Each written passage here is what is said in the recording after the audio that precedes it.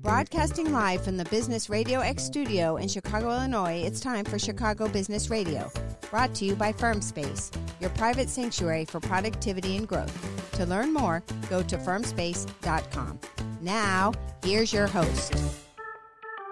Hey everybody, and welcome to Chicago Business Radio. I'm your host, Max Cantor, and before we get started, just want to give a shout out to our sponsor, FirmSpace. Without FirmSpace, we couldn't be sharing these important stories with you, so thank you so much to FirmSpace. Today, I have a very fun guest. He is the co-founder of Logan Square Improv. His name is Alex Prichodko. Welcome to the show, Alex.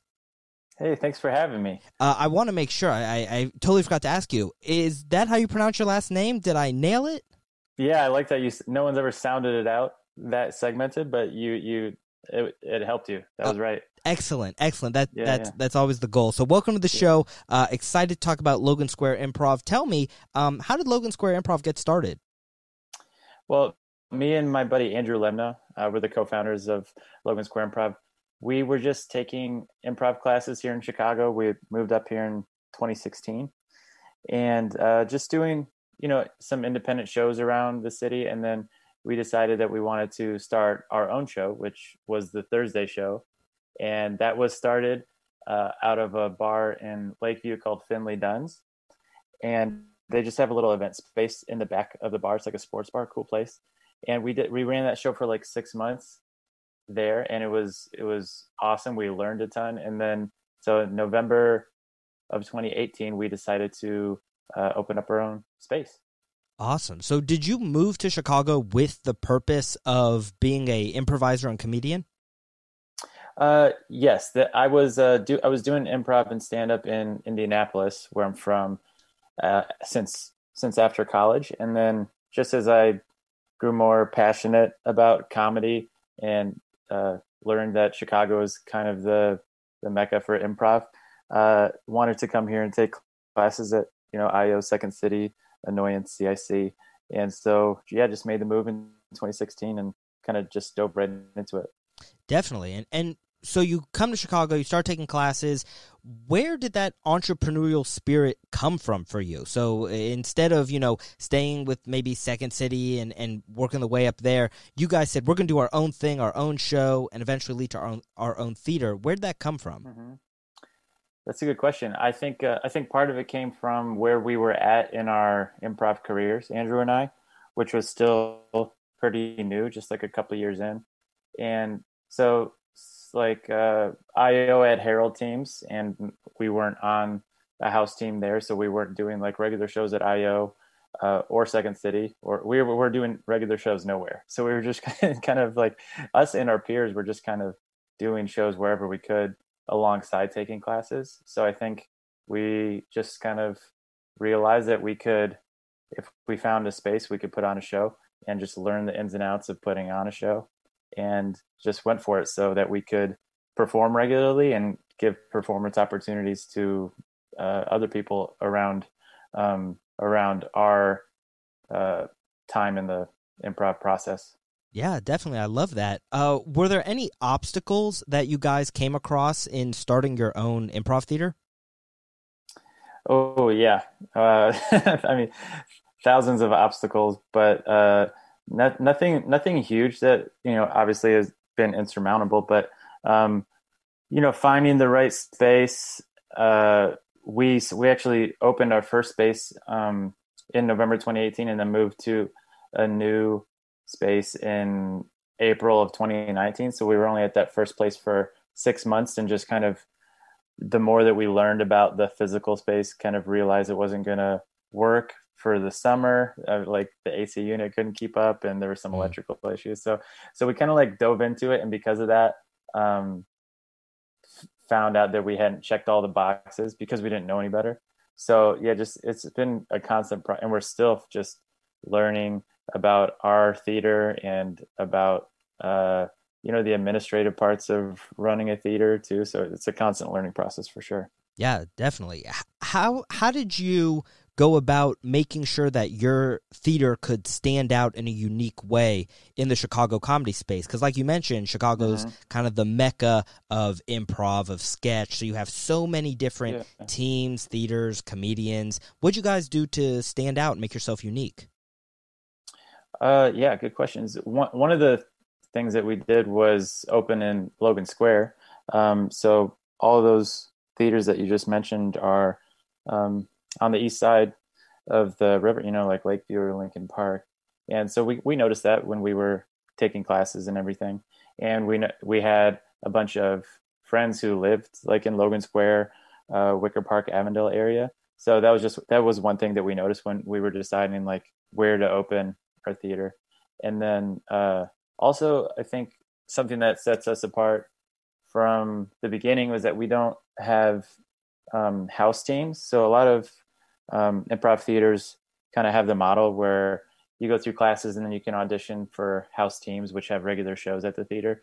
And we early on just decided that we didn't want to run that kind of a process and like be responsible for auditions and selecting people. So we do have a class program, but as far as all the shows that happen at LSI, they are independent teams or sometimes house teams from other theaters of just people that we know and we like. And so we have like our rotating cast of performers is just anybody that we know who does improv in the Chicago area. So that's one thing that I think is unique about us, and I really like how we operate that way.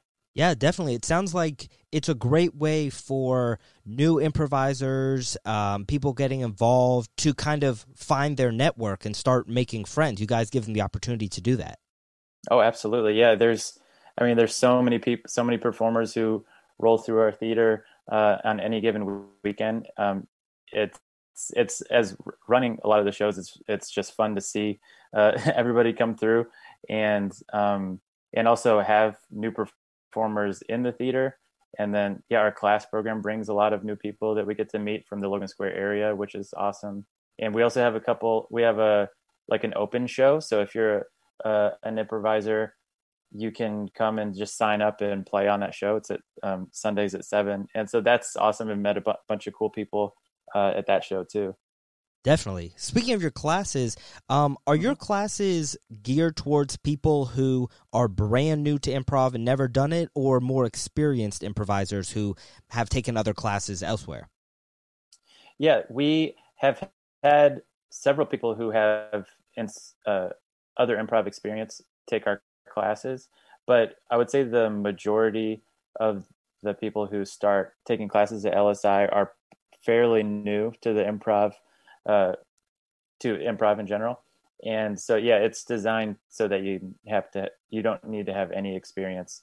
And then, it's 3 levels. And then we also give 2 shows to each class per level. So like if you're in level 1, you have no improv experience at all. By week 7, we have you doing one of our shows, the Thursday show that I mentioned before. Yeah, and that's awesome because not only are you giving people a chance to be educated in improv, but you're giving them a chance to actually get in front of a live audience and perform, which is super important to comedy and to improv and to sketch and to all of that.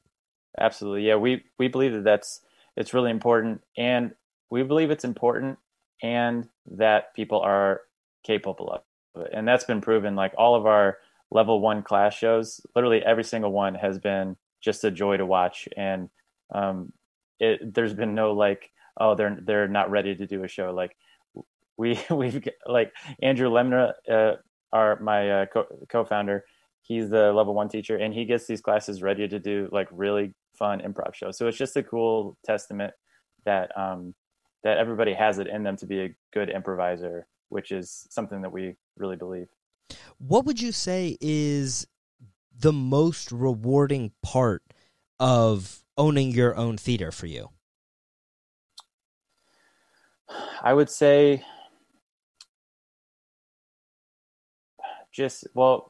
we love running improv shows and seeing people have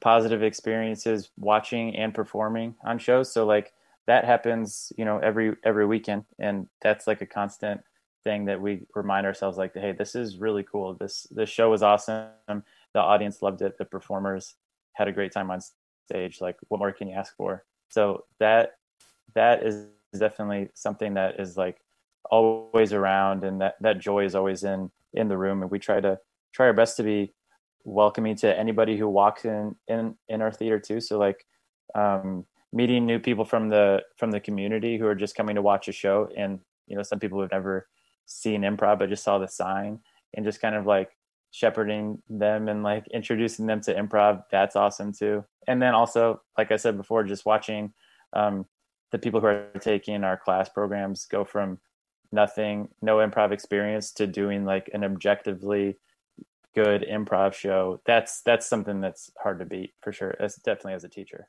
Oh, for sure. And now I know with the pandemic of COVID, I know IO closed, other improv theaters totally online. How did you guys and Logan Square Improv cope with COVID-19? Yeah, I mean, it was tough, just like for everybody. We were very fortunate, one, in that we are not a huge theater, and we don't really want to be a huge theater. We're always going to be like a one-room theater. So our expenses were not close to some of those bigger theaters. But we did still have to pay our rent and everything. And one thing that really, I would say, saved us is we have this Patreon program. If you've heard of Patreon, it's like a membership program for creative endeavors typically. And we had that before the pandemic. And our program basically is, it's like a $5 membership per month, and you can see as many shows at the theater as you want. And we had built that up, and we have a good amount of patrons, I think like 160 or something like that. And so that, like, we were really, really lucky in that, and we're grateful that most of the people who were on that membership kept their membership throughout the pandemic, even though, we obviously weren't doing live shows. So that really helped us, having that little bit of income come in, helped us to be able to stay afloat just as like a corporation. And so that we could reopen and keep our same space. Yeah, for sure. And it sounds to me, the fact that they kept renewing their membership is amazing. It just shows the type of environment that you guys are creating, having it be a safe, welcoming space for people to perform, and people who love performing and watching the performance. The fact that your crowd kind of stayed with you the whole pandemic, that's a true testament to the theater you created. Yeah, we were really, really, really blown away with how many people like stuck with us. And everyone was having a tough time during that pandemic, and so the fact that people financially still made that commitment, it was really a special thing. And now that we're on the other side, I mean, hopefully, fingers crossed, of the whole pandemic wave, I know. What do you need more of? How can our listeners help you in your theater? Well, I would say just anyone can just come by and see a show. The Thursday show is a free show. That's the show that we started way back when at Finley Dunn's, and that still is every Thursday at 8:30 p.m. and it's always free. And so that is, like, to me, it's a very accessible show. I feel like you don't need to know anything about improv to have a good time. And we really, our 100th Thursday show is actually this week, tomorrow. So that's just funny timing. But I would say, like, just come to a show and talk to us. And, if you think it's a cool spot, just come to more shows, and then sign up for a class if it's something that you're interested in. But, like, really any level, like whether someone's come and seen one show or they're there every week and they're like, $20 patrons. Like, we just love having people. We like to see people have a good time watching improv and performing improv. That's really what we're about. Yeah, definitely. And I can tell you seem very passionate about that, and it's awesome hearing you talk about it. And so if our listeners are interested in donating to the Patreon or seeing shows, taking classes, what's the best way they can reach you? Yeah. So our email for most of those contacts is lsi@logansquareimprov.com. And we also have a contact form on our website, logansquareimprov.com. So either of those two ways either Andrew or I will see that right away. Or you can also connect with us on Facebook or Instagram. We have a pretty small operation, so if you contact us through one of those avenues, then we'll see it right away. That's awesome. Well, Alex, thank you so much again for being on the show. I'm glad we got to talk to you about your story and also about Logan Square Improv. Yeah, well, thanks for having me. I really appreciate it. Of course. And thanks to you for listening to another episode of Chicago Business Radio. I'm your host, Max Cantor, and we'll see you next time. This episode of Chicago Business Radio has been brought to you by FirmSpace, your private sanctuary for productivity and growth. To learn more, go to firmspace.com.